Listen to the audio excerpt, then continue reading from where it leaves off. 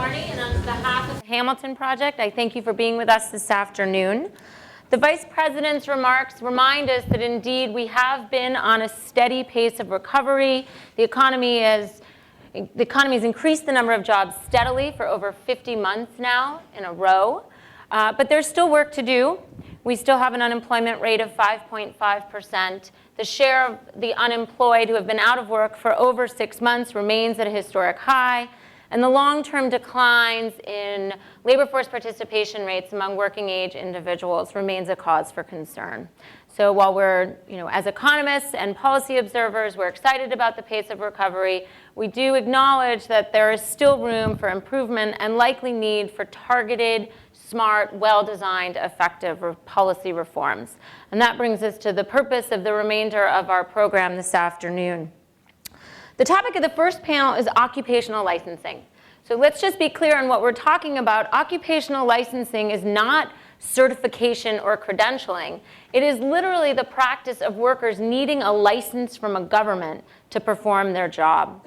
And so if a would-be worker doesn't satisfy the government requirements for specific training or passing an exam, or in some cases paying a fee, that person is literally forbid from legally practicing that occupation or the tasks associated with that occupation. So this necessarily restricts employment and makes this an economic issue.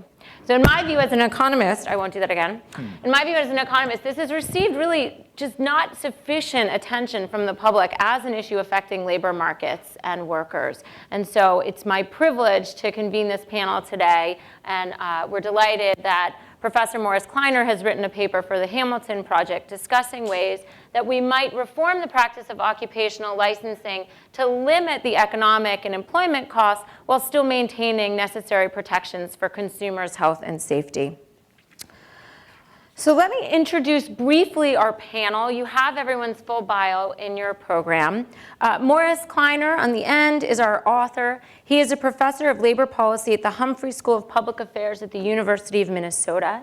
His interest in occupational licensing dates back to his time at the Department of Labor in the mid-1970s.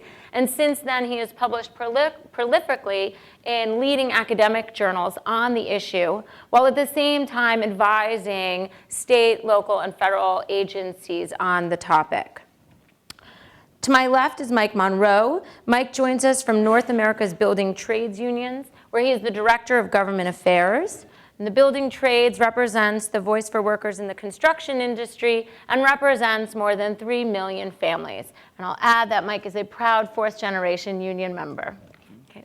Barbara Kelley is the Executive Director of the Colorado Department of Regulatory Agencies, the governing body that oversees multiple regulatory divisions in the state of Colorado, including occupational licensing. Her agency is held up as a model in the paper, and so we're delighted to have Barbara here today to give us that regulatory perspective. And Barbara is a lawyer by training. Between Barbara and Morris, we have Justin Wolfers, who is a senior fellow at the Peterson Institute for International Economics, where he is on leave from his post as a professor of economics and professor of policy at the University of Michigan. Justin is a renowned scholar and expert on many topics in economics, including labor economics. And I will assume that many of you in the audience have heard Justin's colorful commentary on public radio and eagerly follow him on Twitter. So with that, I am going to invite Morris to the podium to give us a brief overview of his paper and his proposals. Well, thank you, Melissa, and also thanks to the staff at the Brookings Institution and the Hamilton Project, and especially Brad Hirschbein and Elisa Domi. They were extremely helpful in the project. And one of my co-authors, who's not an economist, has told me that economists are people who are pretty good at math, but don't quite have the personality to become accountants. So in this case, hopefully we'll move beyond that and present some interesting results. My work, as Melissa mentioned, goes back to my days in the Department of Labor. I was working for the Brookings Institution, assigned to the Department of Labor, And my boss, who was the director of research, told me, go off and work on occupational licensing. And I thought, what had I done to deserve this boring topic? And I ended up really liking it. That may say something about my taste, but really found it interesting, fascinating, and had some very important economic issues. And what I'm going to be doing is talking about the issue and why is it important. So if you went out in front of this building and asked people walking by, aren't you glad that doctors, lawyers, dentists, well, let's see, interior designers, fortune tellers, rainmakers, and upholsterers are all licensed. And some of you might say, well, it's okay for some and not for others, but in fact, all these occupations are regulated. Is this really a small issue, and, or is it one that might impact economic growth and prosperity? Over the next few minutes, I may not convince you, but I hope to get you to rethink the issue. So I'm going to talk about four questions very quickly, and that is, what is the issue? How did we get here? And what does it mean for access to service, quality, safety, and prices? And what are some potential policy recommendations? So as Melissa mentioned, when we talk about licensing, we're not talking about company licensing like a Microsoft certified programmer, but really the role that government plays in what's called a right to practice. And that's different from certification, which is a right to title. So individuals, for example, can be a chartered financial analyst, but other people can provide financial advice. In the case of licensing, you must have permission from government in order to do the work. Now, how do these occupations become licensed? Well, oftentimes people do similar types of work. They form a group, they tax their members, and then they go to the state legislature and the governor and ask for licensing. Oftentimes they are really, they're the ones who really promote the practice. And there are a couple different views of this. One, Associate Justice Robert Jackson, who served on the US Supreme Court, made a number of decisions. Quote, the state may have an interest in shielding the public against the untrustworthy, the incompetent, or the irresponsible. And that's certainly a very important view. Another view was held by University of Chicago economist, Nobel Prize winner Milton Friedman, who really thought of licensing very similar to the medieval guilds. And he thought that economic freedom really was in part a result when we moved away from those medieval guilds. But toward the end of his career, he thought there was a retrogression toward licensing, and in fact, there was a growth of occupational licensing. And I want to show you at least one graph that shows the trends in occupational licensing. In the 1950s, right after World War II, about 5% of the workforce was licensed. And if you follow that trend outward, about 23% were still licensed at the state level, but almost 29% were licensed when you include state and local licenses. When you add about 6% who are certified, remember that's right to title, and add individuals who eventually must become licensed, they're working for an accounting firm and they must have a CPA eventually, that gets you up to about 38%. And that's a much higher percentage than belong to unions or are covered by other public policy issues such as the minimum wage, is dramatically higher coverage. In 2003, the Council of State Governments noted that there were 800 occupations that were licensed in at least one state. And when you add in certification and registration, that's over 1,100 occupations. Now, part of this growth is really due to the change in the industrial composition, the movement away from manufacturing towards service industries. In manufacturing, unions tended to dominate, and the movement to service industries, there was an attempt to get what's called a web of rules. And when this happened, there was a very dramatic change in how those were occurring. And licensing has some very important effects in the economy. For example, it raises wages somewhere between 10 to 18% depending on the time period. Also, it has some very important effects on the overall economy. About 1% of GNP is lost as a result of increases in prices due to licensing, and there's a reallocation of resources from consumers who tend to be relatively lower income to licensed practitioners who tend to be of higher incomes. Now, how did we get here? Well, part of the issue is that this has really become a state issue. And licensing, as a result of a Supreme Court case, Dent versus West Virginia, there's been a rather significant variation in the number of percentage of the workforce covered by licensing, with some states like Iowa due to insurance, Nevada due to gambling, having twice as many licensed workers as a state like South Carolina. And one can think of this in a couple of ways. One is what happens in terms of access. And just to give you an example, my co-author, Alan Kruger, who recently served with President Obama and the Council of Economic Advisors and is a very distinguished academic, has written a very important and well-received high school textbook. And if he were to teach from that textbook in Princeton, he could be fined or arrested. And not only would he have a lack of access to employment, but his students would have lack of access to one of the top economists.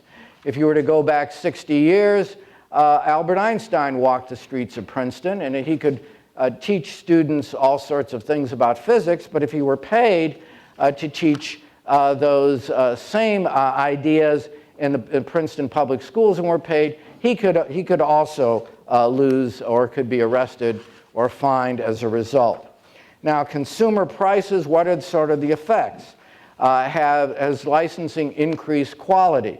Well, some studies that I've done with a colleague at the University of Minnesota has shown no effect for dental quality. Other work that I've done with people at the Federal Reserve Bank of Minneapolis on loan quality shows that licensing doesn't improve the quality of loans. The Federal Trade Commission has done quite a bit of work in this area for blue-collar occupations and has shown it really doesn't have much effect on quality but raises prices. So what does this matter for policy? George Shultz, who has probably held more cabinet positions than anyone else in the last 50 years, said that policy makers and politicians want immediate solutions, but that policy takes time. This is especially true with occupational licensing, that typically it takes up to about 10 years for the full effects of licensing on wages, reallocation of resources to take place. So what are the solutions? In this policy proposals for the Hamilton Project, I not only pose the problem, but try to present some solutions. And there are four that I'll quickly state, and the distinguished panel will have an opportunity to say what's wrong with them.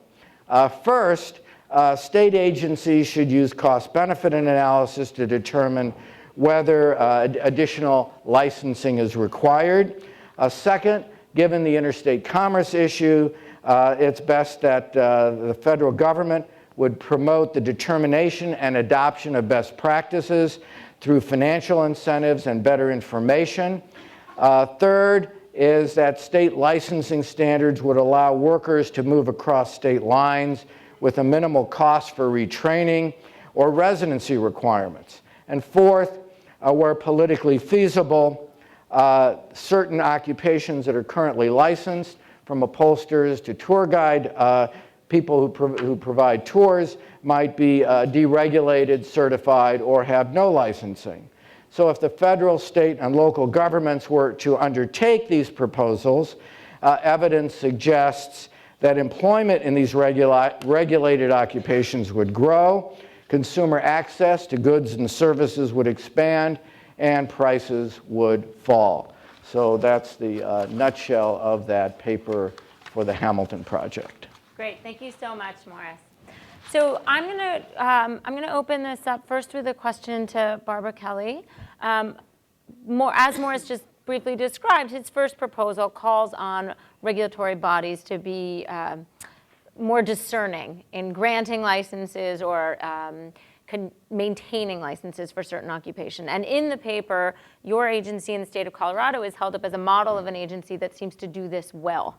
So describe for us how you all go about evaluating a request from a group for an occupational license or a request from a group to have that license maintained.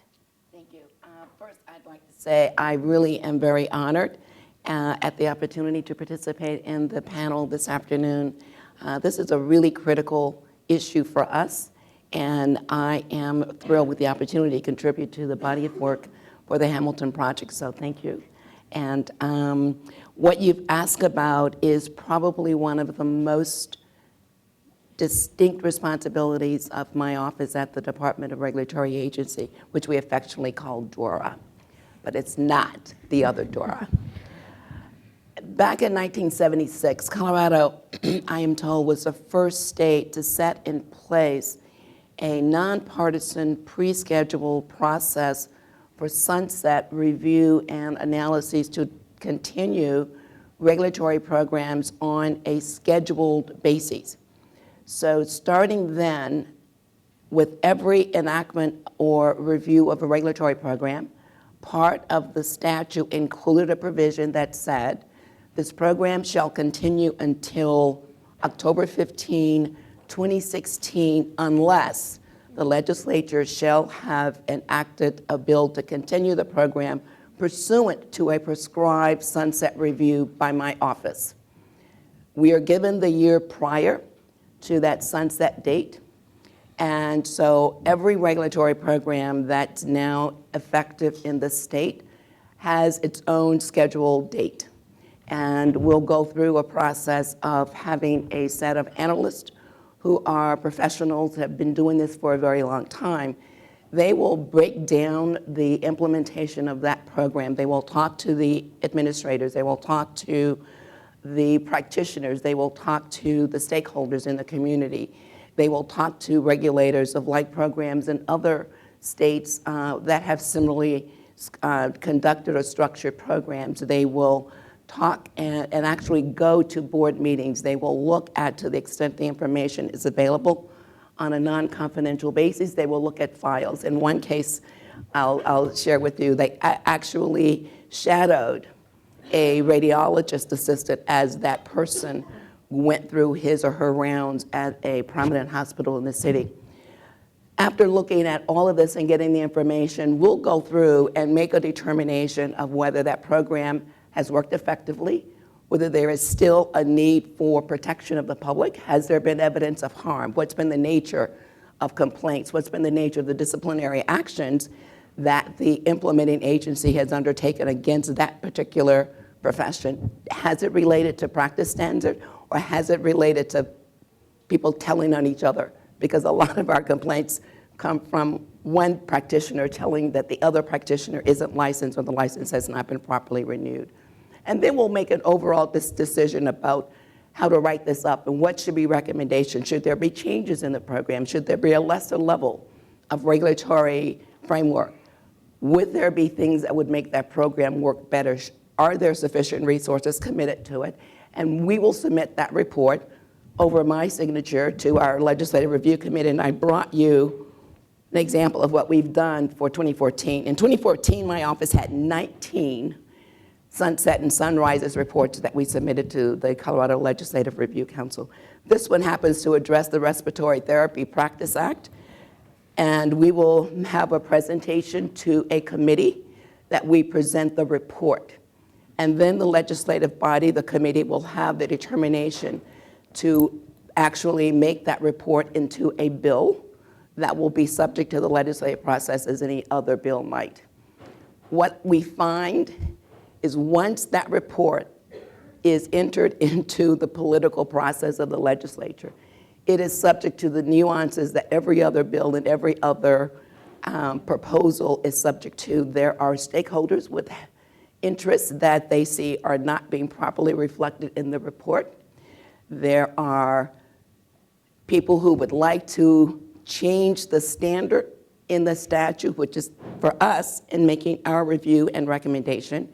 It is the least restrictive regulatory program necessary to protect the identified consumer risk of harm. So obviously, we have something less than licensure, which, as Morris said, is the most intrusive.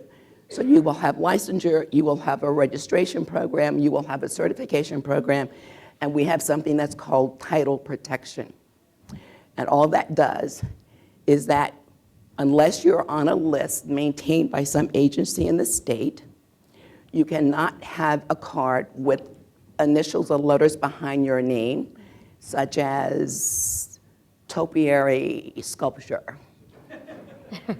Unless, if that was a title protected activity, you could be fined, but I'm not sure if there's much else we could do to you if you distributed cards that advertise your entitlement to carry those names. So what we'll have is a process of reviewing those. The other side of that's what's called a sunrise process. So under Colorado law, before there can be a bill proposing the regulation of any new profession or activity that's not currently regulated, a sunrise report must be prepared by my office and submitted to the legislature as a condition to any introduction of a bill for the regulation of a new body. So I want to come back to, when we talk as a panel, the topic you raised of, the issue you raised of different stakeholders and how this plays out politically. But I will say this will be a fun activity for everyone on your Metro ride home. Our staff has had fun looking up the occupations that have been brought to your group and debating among ourselves whether we thought athletic trainers, you guys recommended that they not need to be licensed, but DC is now talking about licensing them. So this is the new pastime game. You guys can go and see whether you think things should be licensed or certified, and it's quite fascinating and a daunting task, but encouraging that your agency is doing this and doing it so deliberately. So let's come back to the stakeholder issue, so we're all on the same page. Let me hear about, I'd like to hear from you, Mike, about how unions fit into this landscape. And you could speak as broadly or narrowly as you want in terms of representing the union voice on how unions experience and view the issue of occupational licensing. Sure, and again, thank you to Melissa and the Hamilton Project and Brookings for allowing me the opportunity to speak here and be a discussant on the panel with Professor and share our views. As mentioned, I work for the Building Trades, which is a federation of construction unions. We cover North America, but we'll talk about the United States for the purposes of this conversation, obviously. And it ranges from licensed occupations to unlicensed crafts, 14 different unions, 15 sometimes. I will spare you those details. But our experience with this is, we're always constantly trying to provide the best service to our end users, which are construction owners and contractors. So in essence, we are a vendor supplier of skilled labor, in effect, right?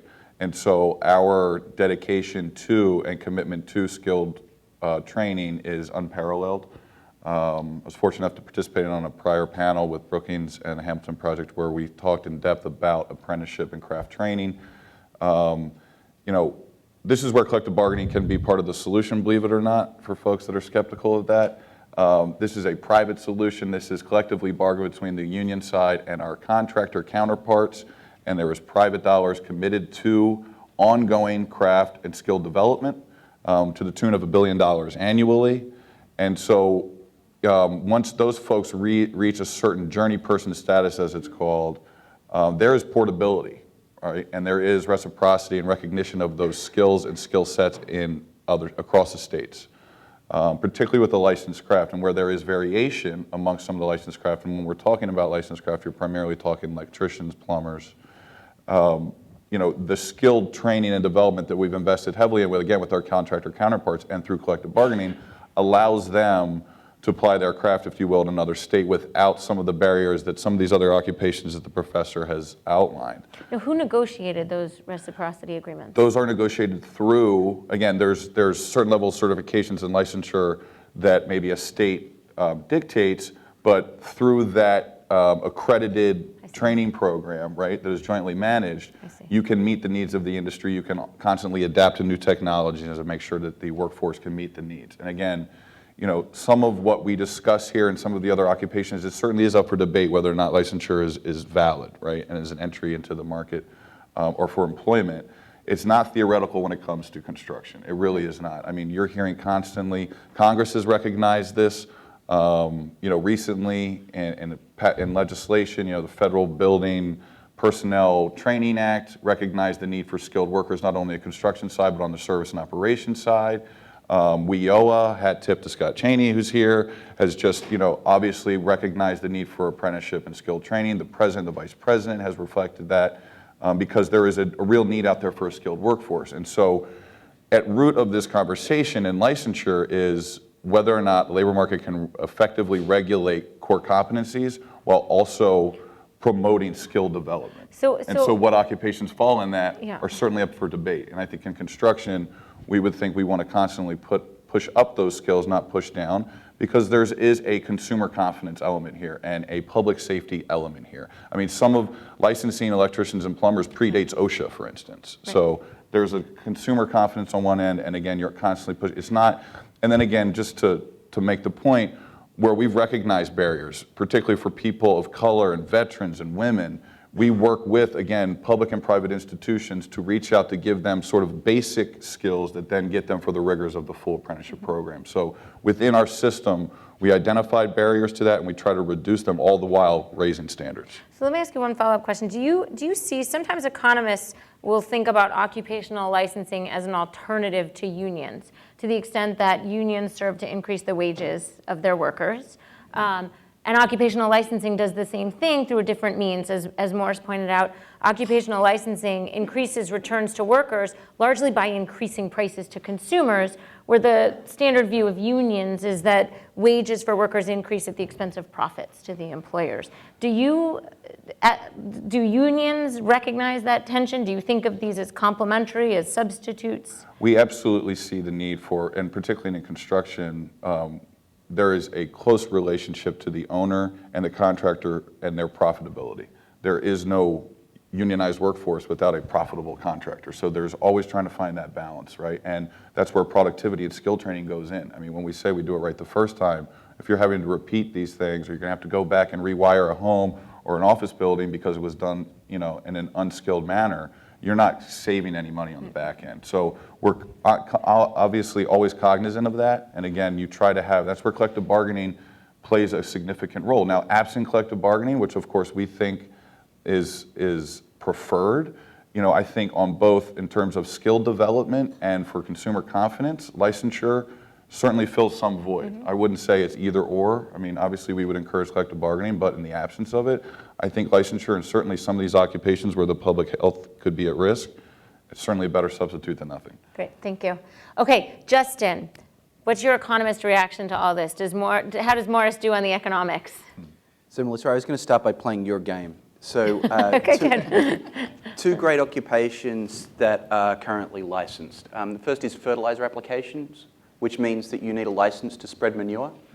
And the second is fortune teller. So from both of those, you learn that in many states you need a license to spread shit. I'm an economist. Economics is not licensed, so I don't need a license, and I can continue to spread. The substantive thing, let me tell you why Morris is one of my intellectual heroes. So what he's done is he's taken an issue that virtually no one was studying.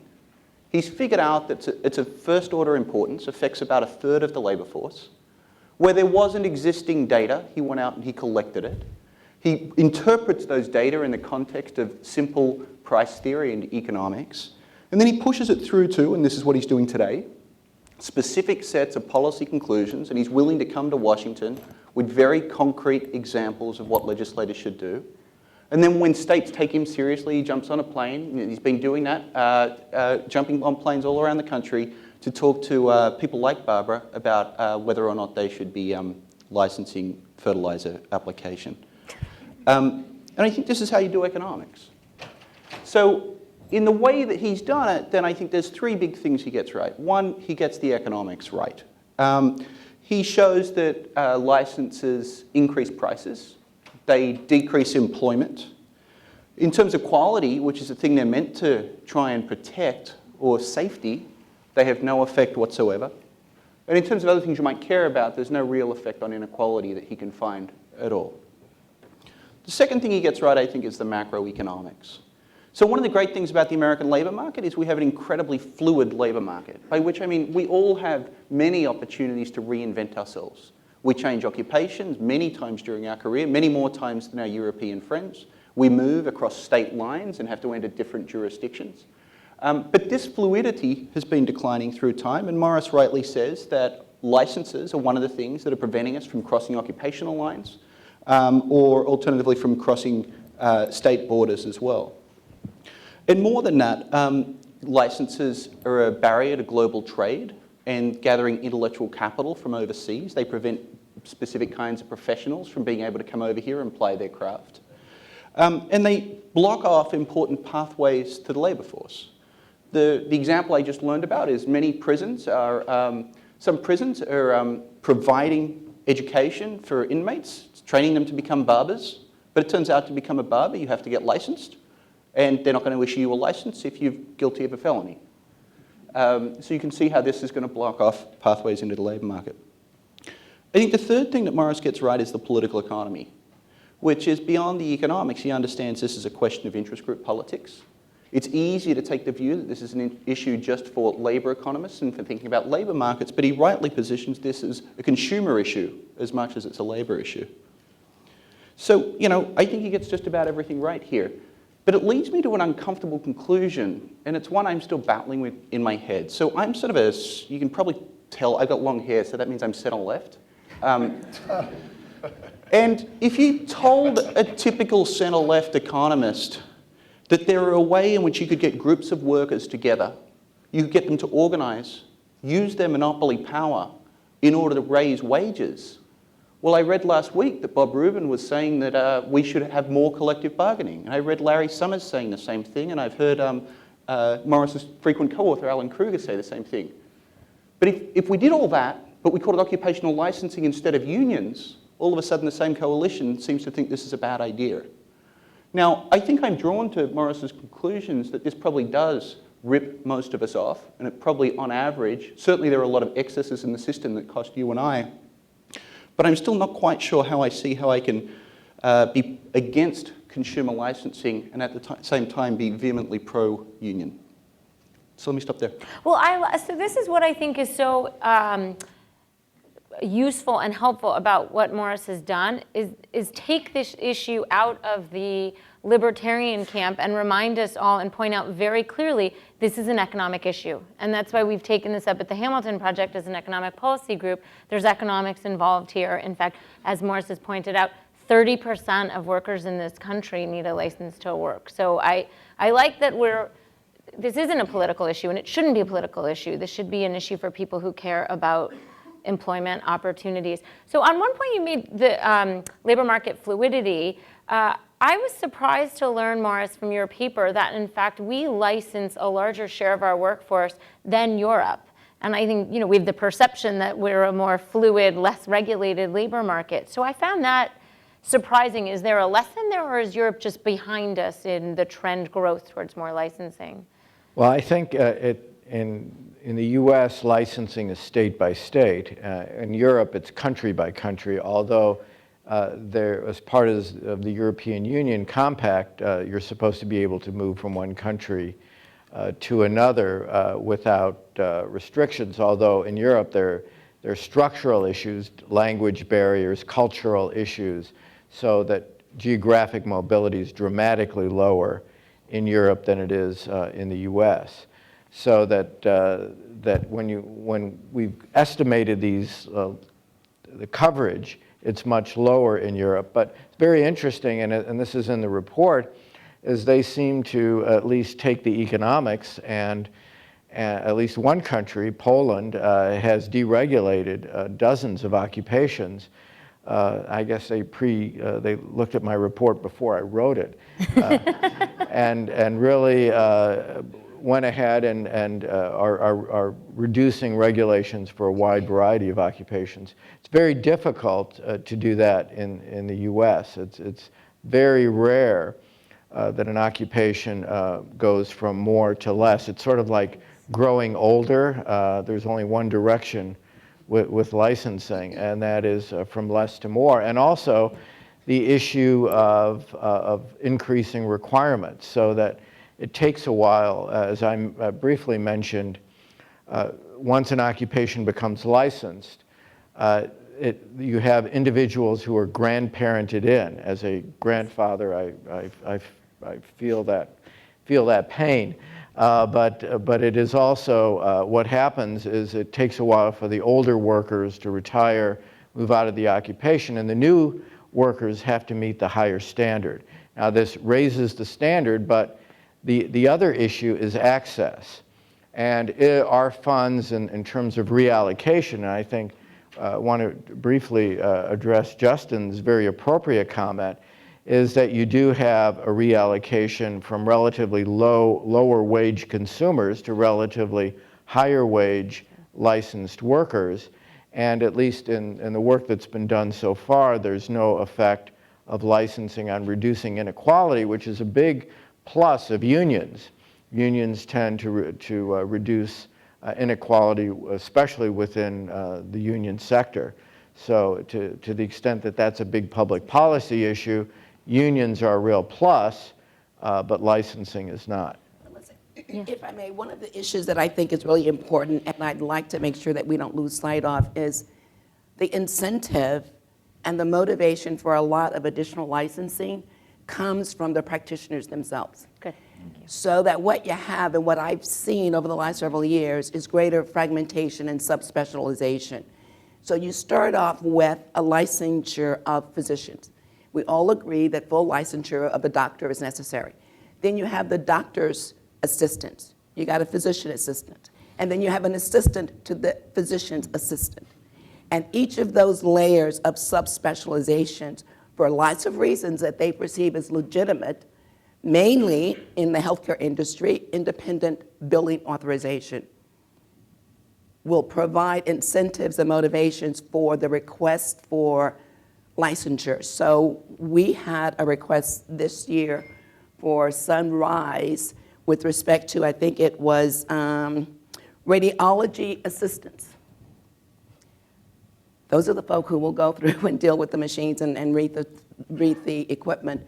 When my staff did their investigations, they found that there were, in fact, some serious independent judgments and decisions that these people were being asked to make, but ostensibly they were supposed to work under the supervision of a physician.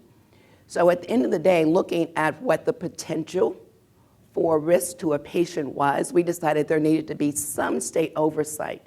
But we decided it did not have to be a full licensure program, because those people were already subject to the oversight of the physician, and they were subject to the oversight of the responsibility of the facility at which they operated that equipment. So there were layers of existing supervision, oversight, and protections for the public that we didn't need to impose another full spectrum of licensure regulations. But what we did find was that there was some need to have these people be minimally qualified and competent in the operation, in the reading, in the diagnosis, and being able to understand the language to communicate with the physician the impact of the findings. So we then recommended that there be either a certification or a registration, but that full licensure was not necessary. There's so much in what you just mentioned. So two themes that I want to bring back up. The first is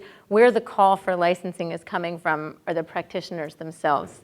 Okay, so let's stay on that for a moment, and I can't help myself but bring up the case of Uber, right? Because I can't imagine there's anyone in this room who doesn't love Uber, right? So in DC, we all love it, right? So Cab driver. right, exactly. I don't see anyone who uses Uber saying to the DC government, please help us. We need these guys to be more heavily regulated, but certainly the taxi cabs and the holders of the medallions don't like them, right? So before Uber came, it was virtually impossible to get a cab, even if I booked it, up to Northwest DC to take me to the train station. And now I just go on my iPhone in 5 minutes, no matter where I am, like a shiny black car miraculously appears from out of the bushes with mints and water and a nice driver. But the DC government didn't have to assure that for me, but there's this amazing thing where after a ride, consumers get to rate the drivers. So we're relying on the marketplace and consumers and drivers' reputations to sort of regulate, if you will, the quality of service provided, right? So, this raises an interesting question, I think, whether these disruptive business models and this more easily flowing information across consumers is going to make it a lot harder for the practitioners themselves to make the case that regulation is needed to protect consumers. Well, I tell you, Colorado is first for lots of things. We were the first state to regulate what we call transportation network companies this last session. And it was to address exactly the very question of Uber, UberX, and Lyft. Uber Black, which is the high end of that service, doesn't raise a problem because they use already licensed limo services. It's UberX and Lyft that really challenge the underlying rationale and concepts that municipalities have used to regulate taxi cabs for the last 50 years. And what UberX is trying to, what they're raising to the forefront is the continued efficacy of the kinds of monopolistic destructive theory, the kind of public convenience and necessity that was the rule of the day 25 years ago, if that really pertains. I am not a particular fan of Uber, but that's okay. And there are some undersides to UberX and Lyft that you as a consumer may not recognize as being a problem until you're in the middle of it, like not having sufficient insurance coverage, not having background checks, so you don't know who that driver is. And unfortunately, there have been some real tragic consequences of people who should not be driving Uber and the experience of women who have gotten in the car. But you face that across the board. The question is, what kinds of similar regulatory frameworks should we bring to new business models? Should we try and impose a decades-old regulatory concept on a new 21st century system that is more technologically driven? And I think that's a challenge for regulators like my Public Utilities Commission, which is in charge of the TNCs. But you're so forward-looking. It's so encouraging. Yes. we try to be. Justin. So, Uber is lots of people's good news story, and I like your optimism, Melissa. But the standard problem with all these things is there's something that would help consumers, and consumers can never get adequately organized to be politically represented. Somehow this happened with Uber, right? Well, there's two things happened. One was a unique regulatory strategy, which was called, I'm going to trump all over the regulations and apologize later. And the other is, this is an innovation from a monopolist. Yes. And so consumers aren't being represented, but we got a monopolist who's getting all the profits, who's going to go out there and be doing the hard regulatory yakka. If this was instead an innovation that was going to be a competitive market, they're not going to be organized either. And so I think the chances of regulatory relief would be substantially lower. That's interesting. Great. So the other issue that, Barbara, your example of the technicians raises is the point that even in the healthcare industry, which I think most of us would agree should have a fair, a high degree of licensing, there are different tasks along the way.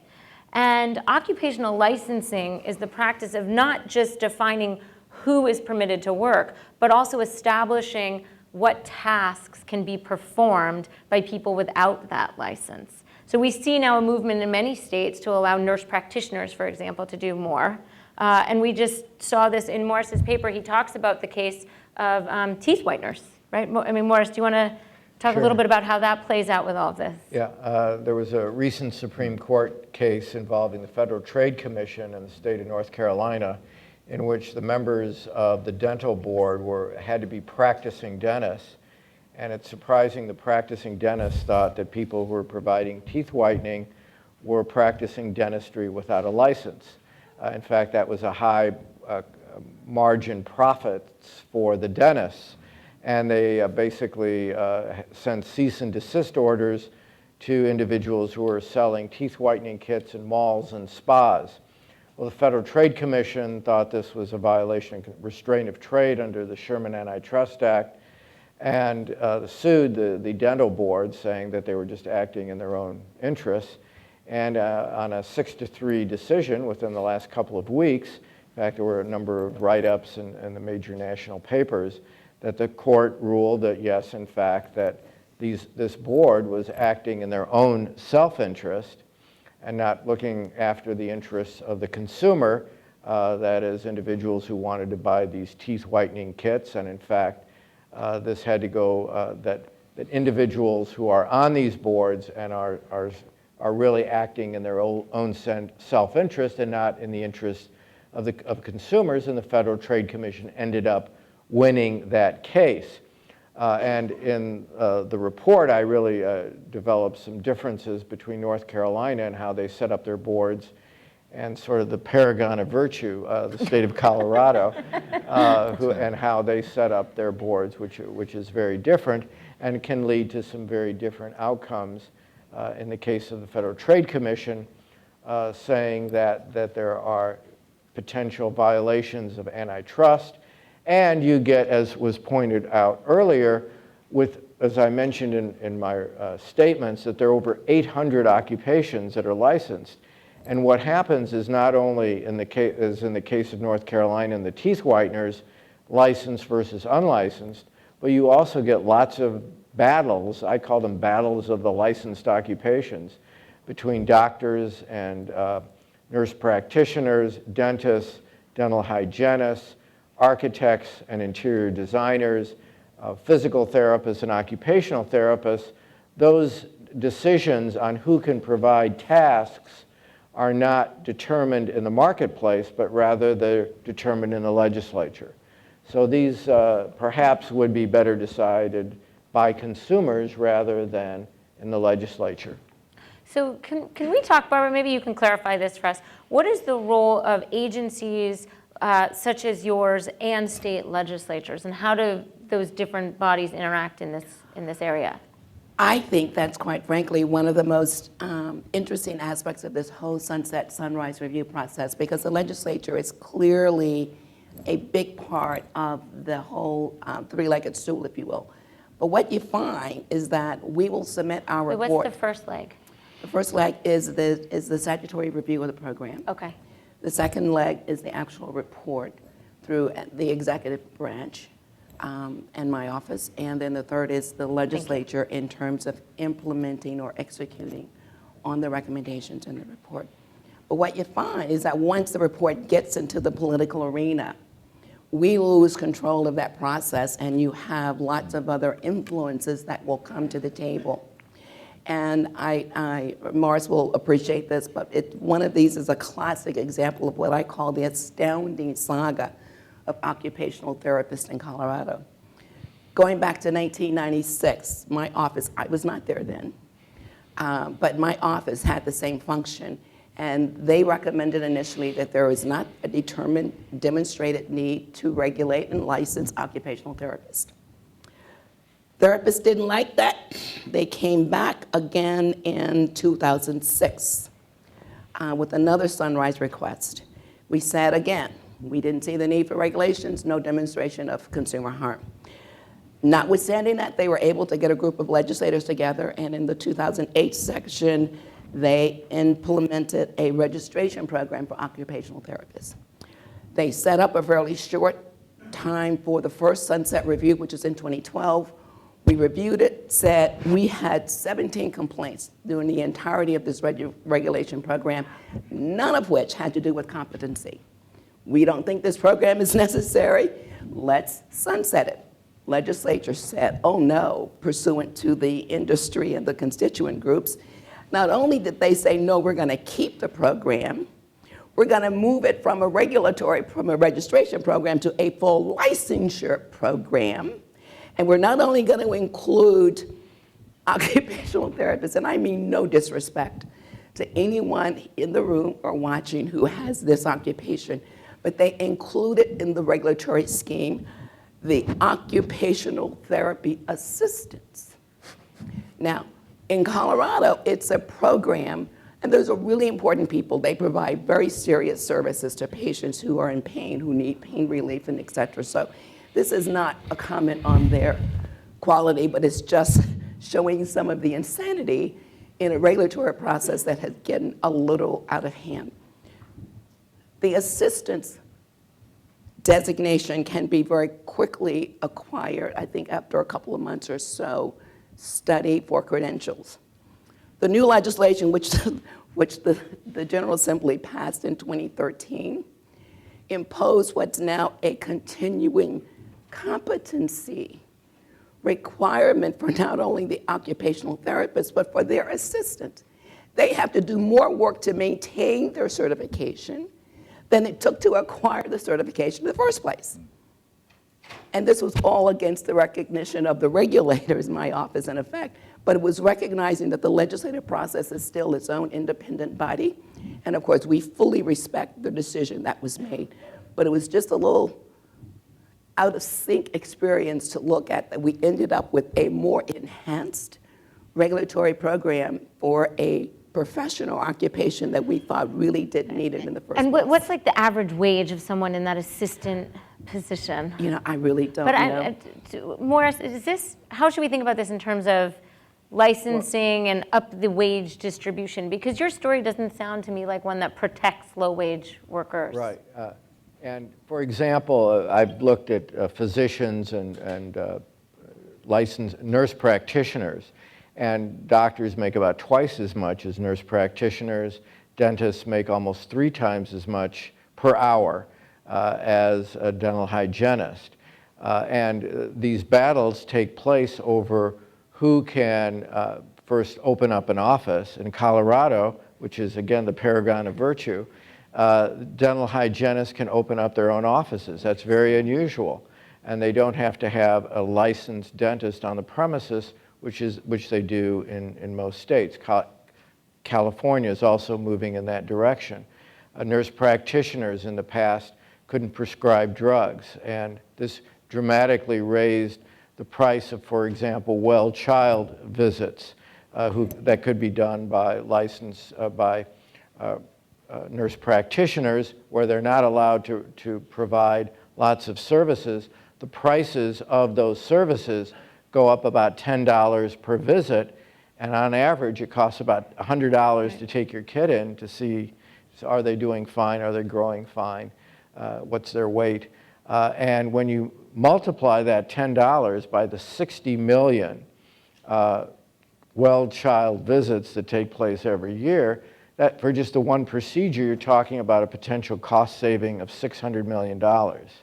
So in terms of health care, the Affordable Care Act, these all have very large implications for what consumers have to pay.